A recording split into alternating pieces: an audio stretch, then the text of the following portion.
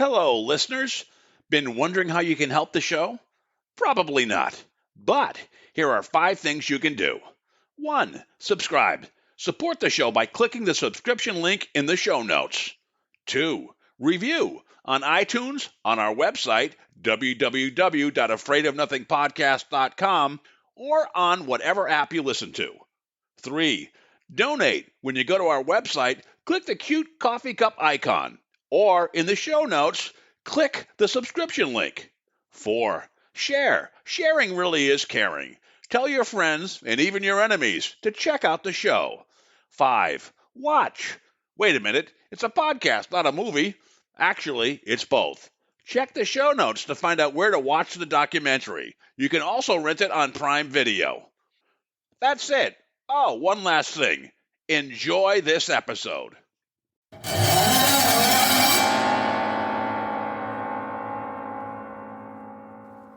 If your idea of a good time on a Saturday night is going to a haunted house and investigating, well, this show is for you. That's what I did a couple weekends ago. I want to thank Nicci Deorio, who set up an investigation with about 10 or so people, some of whom you'll meet tonight. Nicci did not do an interview. She was a little bit shy, but I want to thank her. She's a really good investigator in her own right, and she was kind enough to include me with the group, so I really appreciate it. I know she listens to the show, so a big shout-out and a thank you to Nicci. You'll also meet a couple other investigators that I've interviewed as part of this podcast. Danny and Lauren Perez are friends from an episode a couple of years ago when we first started out. It was episode 11, Afraid of Cursed Objects. Brad Ekstrom, who is a friend and just a really super good paranormal investigator. He's got a ton of great videos and evidence that he's captured on his New Age Paranormal YouTube site. And then old friend Marion Luama, who's the manager and is always a great hostess. So we had a nice time. When you investigate a haunted house, it's kind of a social event. The team met for an early dinner, and then I joined them at the house. A little anti-social me, but I actually had some things going on. I joined them at the house at 6 o'clock, and of course they had a ton of refreshments as well as there. So it's kind of like a mix and meet gather, and then you break into different groups and you investigate, and then you get together at the end of the night to see what you got.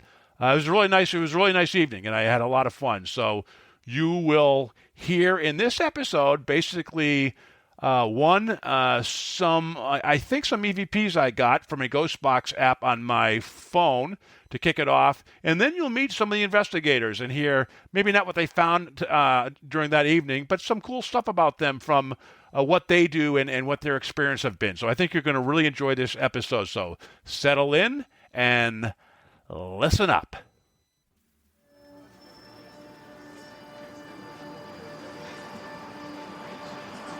In a world where nothing is known, nothing is certain, reality is not real.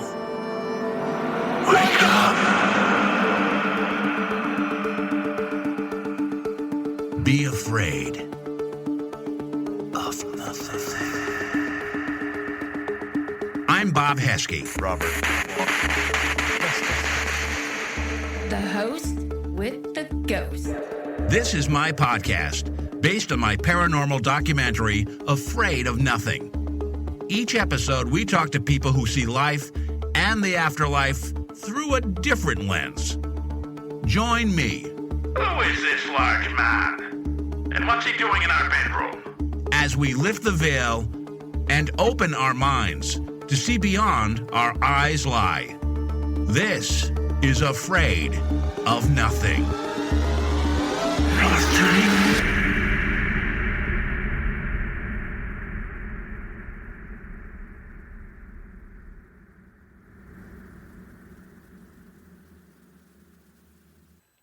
All right, so before we dive into a couple interviews with a few of the investigators I was with that night, which are Danny Perez, Lauren Perez, and Brad Ekstrom, as well as Marion Luama, who is the manager of the SK Pierce House. Before we go into those, I did a session on an app on my phone, basically kind of like a ghost box thing, where I did it first without white noise, with, the static you hear, and then the second with static, and, had some kind of okay results. So here was an edited down version of what I got.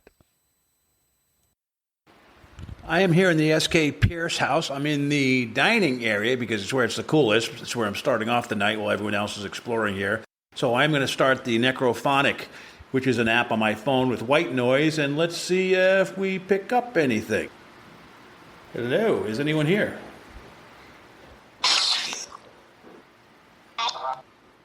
So I heard Ellen and Edward.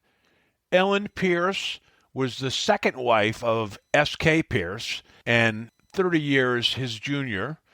And Edward was the youngest son of S.K. Pierce and at one point took control of the mansion. Who is here?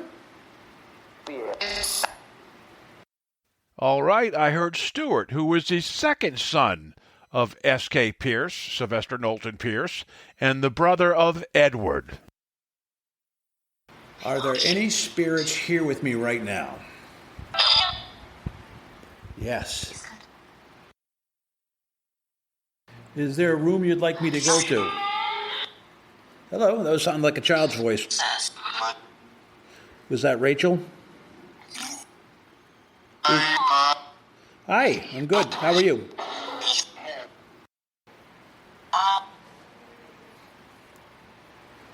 All right. Anything else you want to say to me? Nope. Who am I? My name's Bob Heskey. I lived not too far from here. I am a filmmaker and a podcaster. But I have a lot of love and respect for this house. I've been here several times.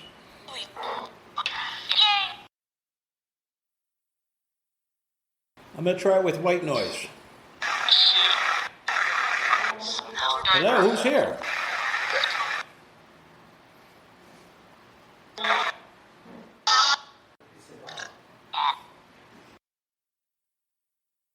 All right.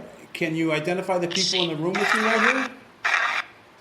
So these are my friends Danny Perez and Lauren. They're the Radicals. Can you say hi to them?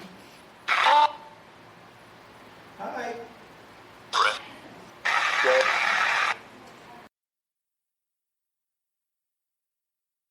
All right. Well, you're here. Let's just try something real quick. So, my friend Brad joined us. You want to say hi to Brad?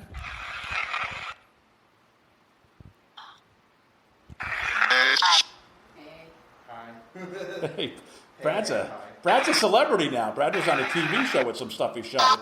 If you say something, you'll be on his next video.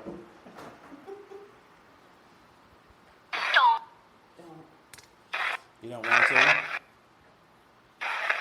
Brad is very respectful, as are Lauren and Danny, all the spirits here.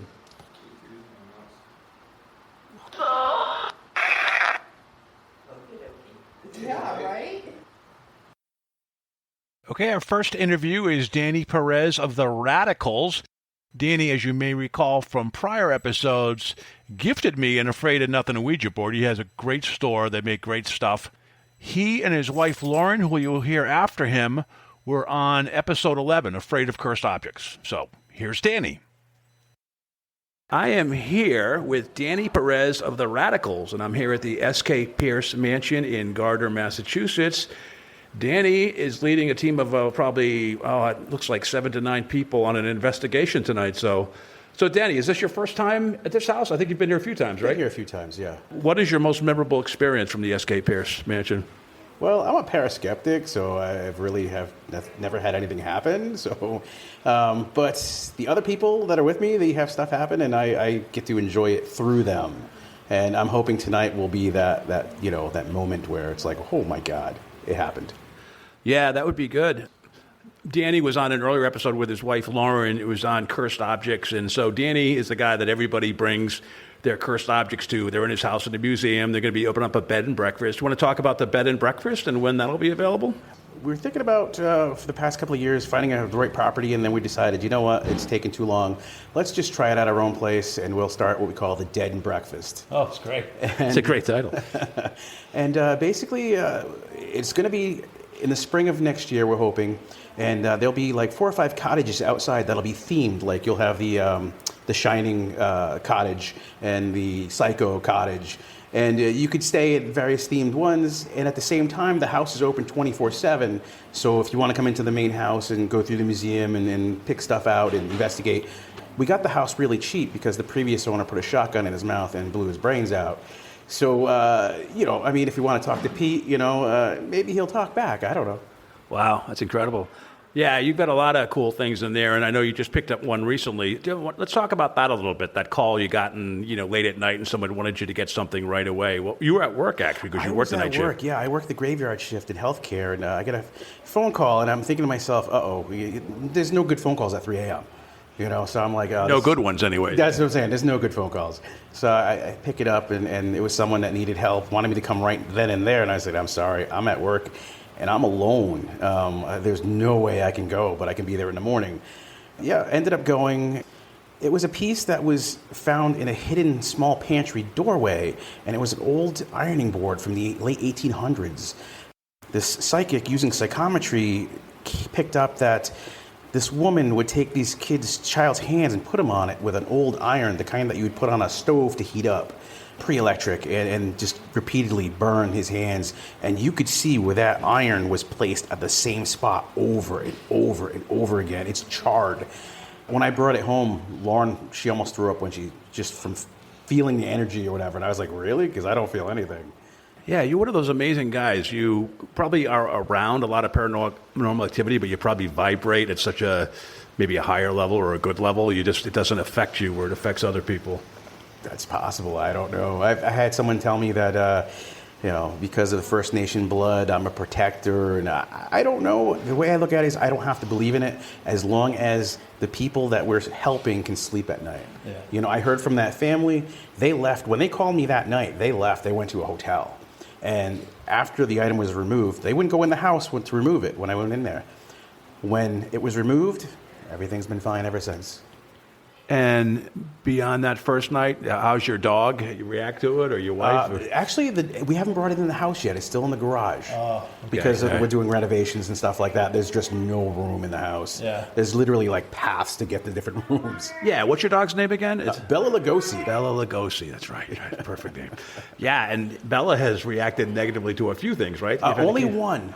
Okay. There's a painting of Mephistopheles that she does not like. It's the guy was painting the picture, and he, for some reason, just stopped, slit his wrist, and started painting with his blood, and he bled out and died. Oh, wow. Nice. Don't have that in the dining room, I guess, right? That one stays in the garage because for some reason my dog will not, she won't eat if it's in the house. And I tried an experiment. I was like, okay, we took it out of the house, and I was like, well, let's wait a month or so. We waited a month. And while she was in the other room on the other side of the house, I snuck it in the house and put it into the production room, closed the door, so she had no way of knowing that it was in the house. And the same thing happened. No eating for 3 days. You could tell she was getting sick.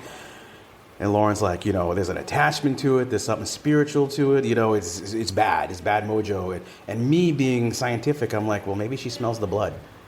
Yeah, that's the only thing I could think of that would be.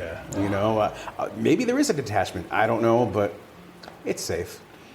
So tell us about the Dead and Breakfast. You're doing some work right now. Are the people working on the house? You had to find a very unique contractor to want to go in there, right? I don't know if it was unique or just desperate, but yes.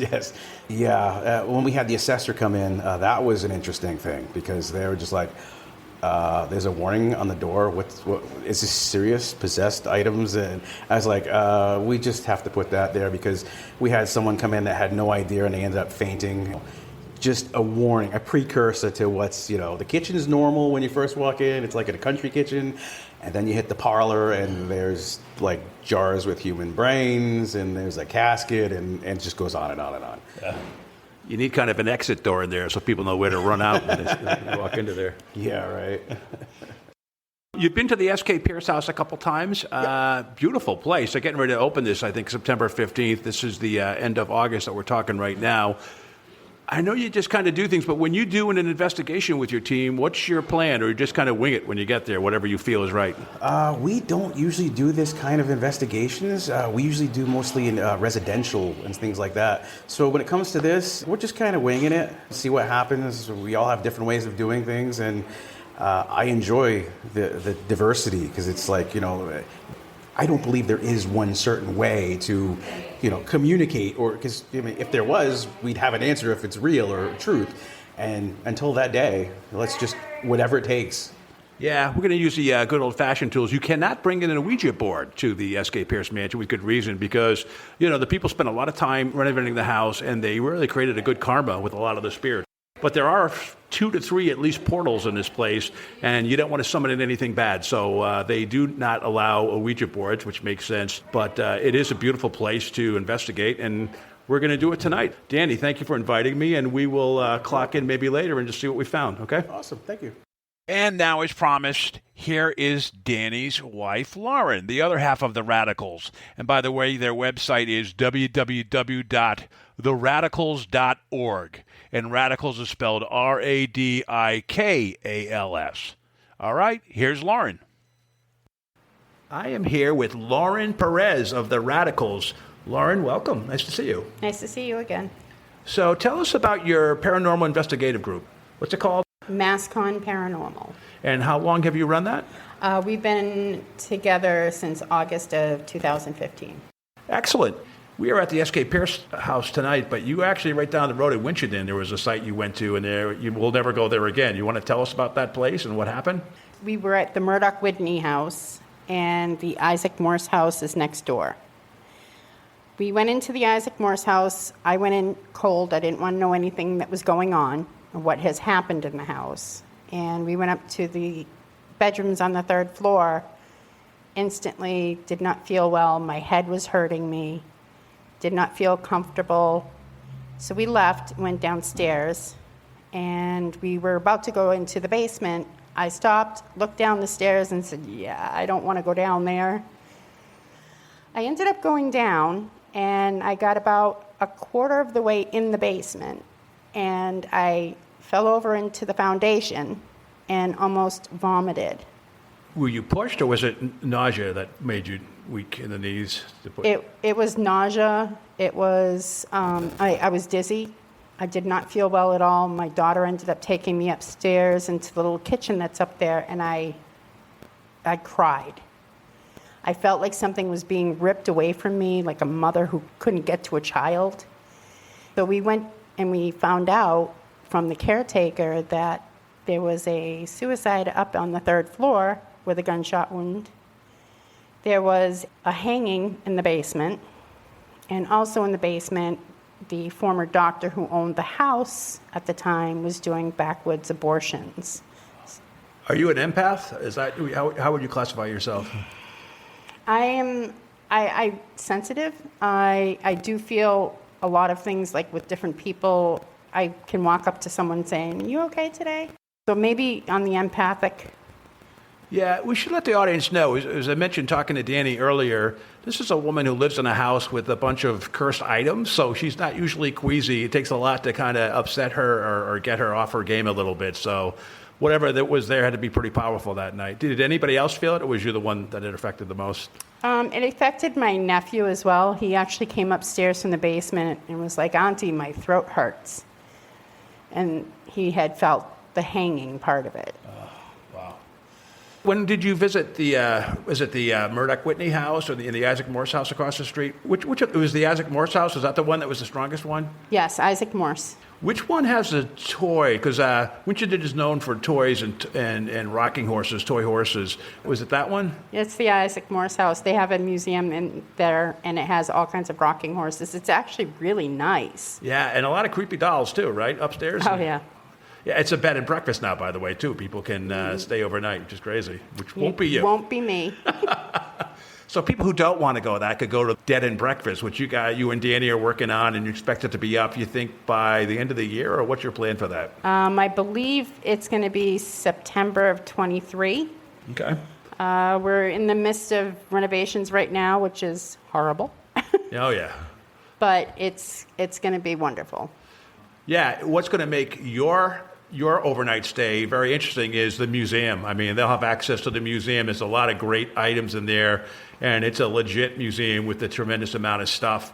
and also a gift shop, and we should talk about how great a cook you are. I mean, you and Danny both, but you're rolling your eyes, but that's not true. You are a really good cook. I see some of the stuff that I salivate that you make for Danny and stuff. So the food's going to be great, the atmosphere is going to be great, and the host will be great. So it's really, I look forward to the Dead and Breakfast when it's open. Me too. Now, what else for your paranormal team? Where else do you think? Anything planned coming up in the near future? With the paranormal team, not really, but with Danny and I, as the Radicals, we will be at the Warrens Paracon on October 29th in Mohegan Sun. And also the weekend of October 21st, we'll be in Sleepy Hollow, New York. That's great. What's in Sleepy Hollow, New York? It is the first ever Sleepy Hollow Paracon. Wow, that sounds like a great thing. Excellent. We'll look forward to seeing you there. Yes. And third in our Boffo lineup of investigators here tonight, and he's a really good one. His name is Brad Ekstrom. And he used to have a site called Haunted Lair. It's now called New Age Paranormal. And Brad has a lot of great videos from his explorations and investigations that you can see on his YouTube channel, New Age Paranormal, NU-AGE Paranormal. Or you can even find him on Facebook and join his group there, which I strongly suggest you do. He has a lot of great posts. So, here's Brad. You may not know it, but you may have seen him if you watch the Travel Channel. He was on Fright Club recently. He is a kind of an urban paranormal explorer. He has a great YouTube site. He's known as the Haunted Lair. So let's start with the Fright Club. What happened? How did you submit to that? And then how did you know you got accepted? So at the end of every episode, they'd say if you have any good paranormal evidence that you would like to submit to the show, just go to joinfrightclub.com, submit your paranormal evidence. And I had submitted one back in March and then again around May. And it was June or July, they actually email you first saying, we got your submissions, we like your submissions, can we go forward? So I'm like, of course, yeah. I was actually really shocked and super excited.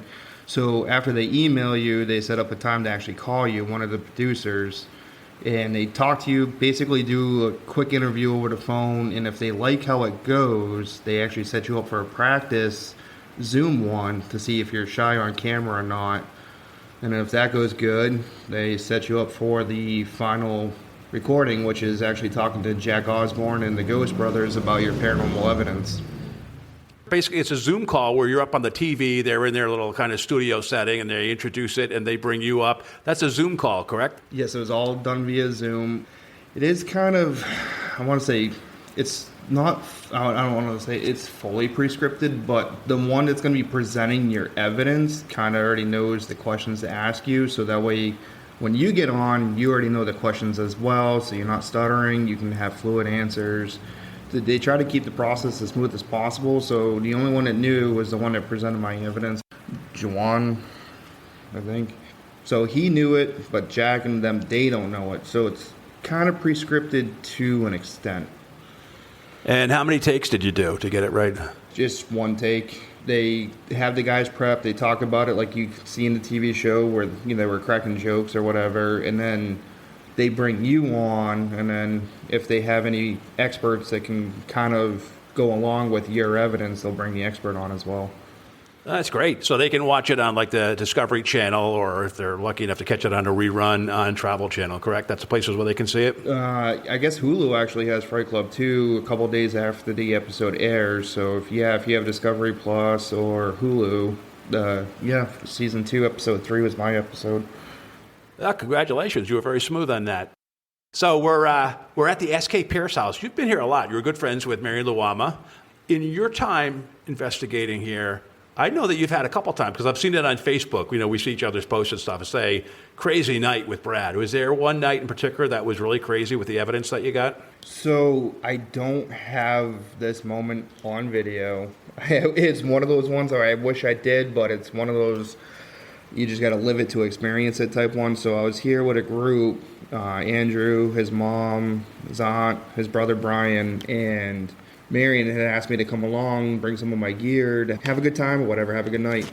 But I had to leave, and they were staying, and I couldn't find my K2 meter, so I couldn't remember where I left it. Me and Andrew were running around looking for it. We get up, and this is around Halloween because the owners, Rob and Yeah, Allison Conti, yep. have the Haunted Museum, so they have props that they set up around Halloween time. Well, in Mr. Pierce's study room that overlooks his furniture store across the street, they had like a 5-foot jack-o'-lantern skeleton clown in a box thing that only goes off if you're within like a foot or two of it. And Andrew had walked into Mr. Pierce's room to look for my K2 meter, and I was shortly behind him. So I'm about a good 6-7 feet away from this jack-o'-lantern box, and it just goes off. It out of nowhere. There was neither one of us were close enough to trigger it. When it does go off, it goes off for about 2 to 3 minutes at a time because it's set up for, haunted attractions, and crowds usually walk through, so they have the long sayings. It only went off for about 5 seconds, just enough to make Andrew run out of Mr. Pierce's room. He ran right down to the first floor, and I just pulled out my phone. I'm like, can you do that again? Oh, that's great. What about your YouTube channel? Where can people see your YouTube channel? What do they go to? And are there any episodes or in particular that you would direct them to? So it's no longer the Haunted Lair. I got rid of that about a year ago now. It's New Age Paranormal, and I would say it's hard for me to pick a specific location or video because each location kind of tells its own story. That's why my editing is never the same either. I just go with what the location gave me as I'm editing. So that's why I'm not like every other YouTuber. I don't have a specific niche. I kind of let the location tell the story, but I am working on Wilson Castle right now, and honestly, out of everything I've done so far, this one's going to be my favorite. And where is Wilson Castle? Wilson Castle is in Proctor, Vermont. It is paranormal paradise. Like, it's gorgeous. It's freakily haunted. You can stay overnight. You can go for day tours. It is probably my favorite location, aside the SK Pierce. That's funny because you've also been to the Conjuring House and a lot of other places too, right? Yeah, I've been to the Conjuring House 3 times. I don't want to say it, but I honestly think that one's a little overhyped and too hyped up because of the Hollywood movies and stuff. It's a good place to go, but it's nowhere near my favorites. The Urbex ones are always fun. I've been to Letchworth Hospital, Mansfield with Nikki here, Lakeville Hospital. A lot of these ones are actually torn down now too, which is what it is. All right. Well, cool. Thanks a lot, Brad. Appreciate it. Appreciate your time. Fourth on our list, but definitely not the least, is Marion Luama. She is the manager of the S.K. Pierce Haunted Victorian Mansion, and we sat down and chatted a couple of weeks after the night of our investigation. A ton of stuff really didn't happen the night of our investigation, except one thing had happened to me, which was kind of embarrassing, but could be haunted, which you'll hear about. But what we talked about was some of the recent things that Marion's done regarding a ribbon-cutting ceremony for the S.K. Pierce. It's now officially open, and some experiences of some of their new tour guides. So, without further ado, here's Marion. So I'm here with Marion Luama, the manager of the S.K. Pierce Victorian Mansion, now open to the public. Now, you had a ribbon-cutting ceremony here about a week or so ago. Want to tell us about that? Yeah, it was fun. We had so many people here. We had senators, representatives, the mayor, a bunch of people from the city of Gardner. We hired all our new employees were here, our new tour guides, and yeah, we had a ribbon cutting out on the front lawn. Yeah, it made the papers too. That was great. I saw that. The Gardner News or whatever. Yep, haven't seen it in print yet, but I did see it online. Yeah. Yep. Hey, it's about time, and you guys are like booked until what, December or something? Yeah, I'm sure it's past December now, but as of last week when we first opened, it was booked up until December. Wow. And is it going to be a bed and breakfast eventually? Or? Eventually. Right now, he's just trying to push the tours along, get them rolling and stuff, and then we'll work on the bed and breakfast next year. So you recently hired, 10 tour guides? 10 tour guides. So 10 very brave people, a lot of people who love the house or thought they loved the house. Yep. Have any of the tour guides had second thoughts now that they've been doing this for a couple of weeks? No, actually, they're actually looking for more. Really? They're looking for more tours, yep. All right. Yep. Now, we were talking, and you're going to actually tell us again, there were a couple people that have had a couple experiences. One is the, what do you call him, the handyman? Or what? Yeah, he's the maintenance guy. Yeah, the maintenance guy. Yep, So this is a new maintenance person that is there to fix odds and ends and Yep. take care of the house, called in for special things for an old house. Yeah. So there was a crazy story you mentioned. I want to tell our audience. He was actually fixing a stain on the ceiling on the third floor in the billiards room. He's on the ladder, and he literally hears a cat meowing. And he thought about it and then went back to work and was working again, heard the cat again. So he got off the ladder and he's looking out the window and he says, Eric, you're crazy. You can't hear a cat from 3 floors up. So he got back on the ladder and he's hearing a woman out in the hallway saying something. And he gets off the ladder and he looks and nothing there. And then he heard a man say something in his ear, like the guy, blah, blah, blah, blah, whatever it was. And he's like, holy crap. So he gets back up on the ladder and then he hears 2 women having a full-on conversation in the hallway outside of his door, like 2 women. He's like, this is crazy. Was this like at night or when This was was it? at 9 o'clock at night. Yep, by himself, in the dark, on the 3rd floor. And then the next night. That's a tough first week on the job. That is tough first couple hours. I'm actually starting a new job on Monday, and you probably don't know, but I was unemployed for 3 months, and you have that anxiety. Now I have the pre-new job anxiety starting to settle in, like it's all new. Yeah, You're going to be fine. Yeah, at least nothing like that, right? No go, so good. I don't know. You don't know. Hey. And then his second night he was here, he was in the hallway fixing something. He gets down off the ladder and he's looking up at what he was doing, and out of his peripheral vision, he sees a woman all in white off the floor, levitating, going down by the railing and coming around to go down the stairs. He says he didn't hear any footsteps or anything. She was just off the floor, and she had her face covered, but the back of her dress was all ripped open, and she floated down the stairs. So, just to reiterate, this is a full-on apparition. Full-on apparition. You actually hadn't seen any before you got to this house, right? No. Yeah. And you've had several since then? times, yeah. I've never had one. I've had other things, EVPs and things, but never a full-on apparition. So, you're making the pushing thing. So, Marion was there. I was, when we were doing the investigation, which is, this episode is about what it's like to investigate a haunted house. Marion was here with us with the group. I was kind of going on my own, basically, and I was walking down the stairs on the 2nd floor, from the 3rd floor to the 2nd floor, narrow set of stairs, a little steep, not bad, And I said, be nice, be nice to me or whatever. I don't want to fall. And I was holding a pen light, so it's very dark except for the pen light. As I'm going down, probably the last 3 steps, the pen light, I recalled after the fact, dimmed and was nothing, was black. And I stepped forward and fell down the couple steps to the floor, to the 2nd floor balcony. Struggled a little bit, got on my feet, was hoping no one would hear. Then I heard a chorus from upstairs, Marion, Bob, you okay? And you're such a pro. You wanted to come down with a release form to have me sign. That was very good. Did you sign the release? Did you sign the waiver? Also in the basement, they heard it so loud, So, no way to be quiet about falling or making. I remember another time I was in a room looking at a room, and I opened and closed a closet door, and you guys were in the room across the hall, and you're like, closet door, was it Bob? Was that you? Yeah, it was me. Sorry. Got to debunk it, So yeah, we definitely debunked it. But this full-on apparition, man, that is something you cannot debug. And then we saw this past Saturday. We were all up there and on the 3rd floor. I saw something out of the corner of my eye. I thought it was one of the guys with us, but it wasn't. He went behind me.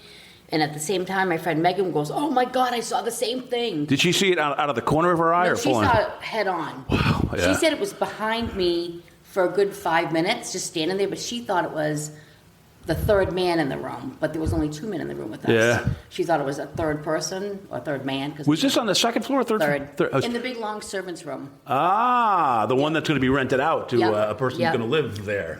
Good luck to them. Yeah. Wow. I mean, that's kind of new, this full-on apparition. Have you seen her before? No, I have not. I have not seen her. No. But I had him actually go downstairs when he was on the phone with me. And in the men's parlor, there's a picture on the wall that Edwin, the previous owner, drew when he saw a woman in white floating. And he drew it, and he went over to her and goes, oh my God, that's her. Wow. Everything. Because that picture has her hands over her face. Oh, wow.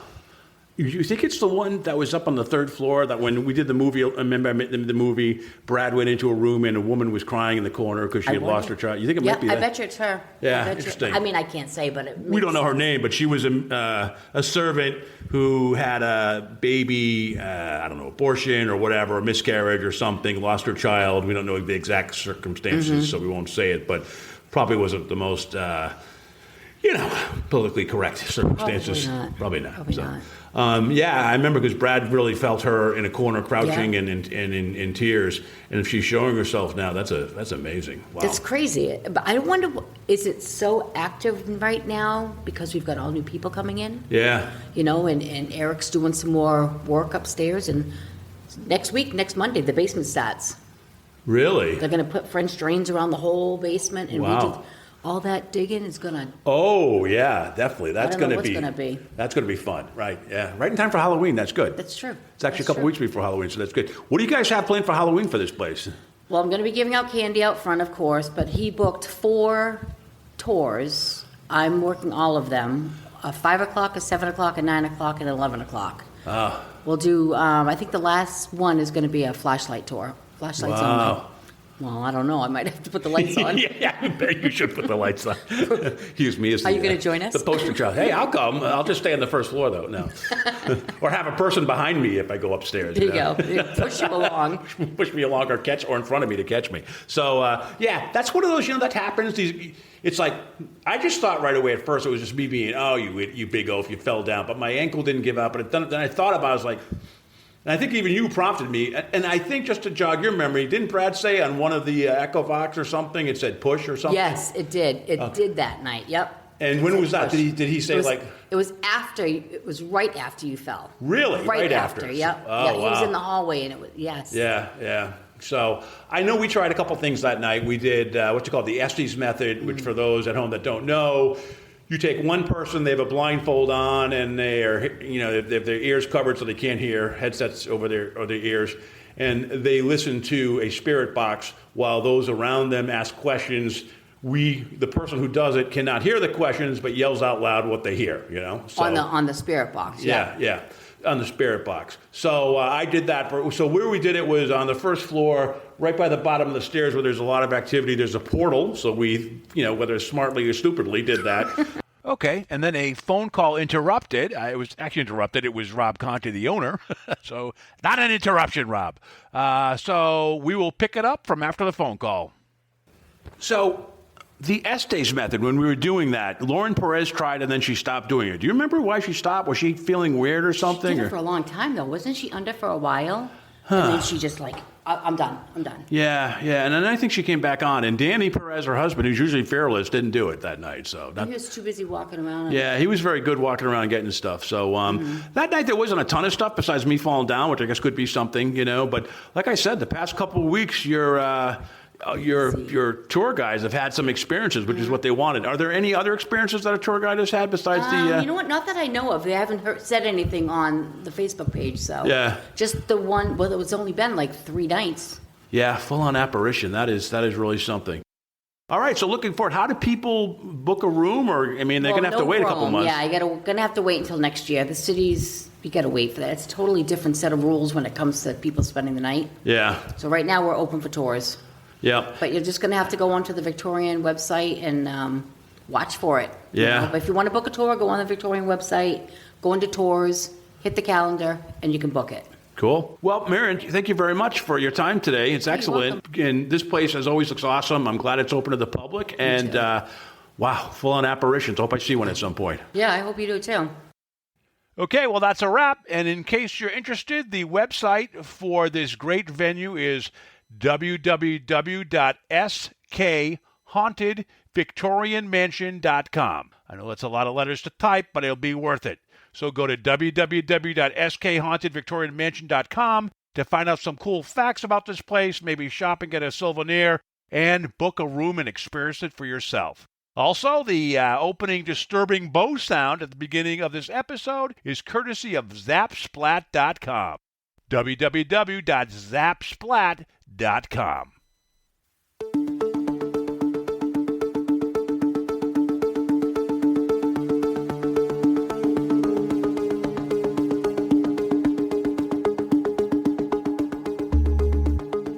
You've been listening to the Afraid of Nothing podcast. Please subscribe and like us on Facebook.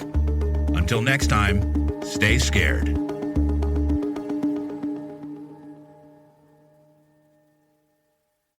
Hey, you're still here? Great. Then why not listen to another episode? Visit AfraidOfNothingPodcast.com to peruse all the shows. That's AfraidOfNothingPodcast.com. And while you're there, click the coffee cup icon to buy me a coffee and leave a review. I'll give you a shout out in an upcoming episode, and the world will know how swell you are.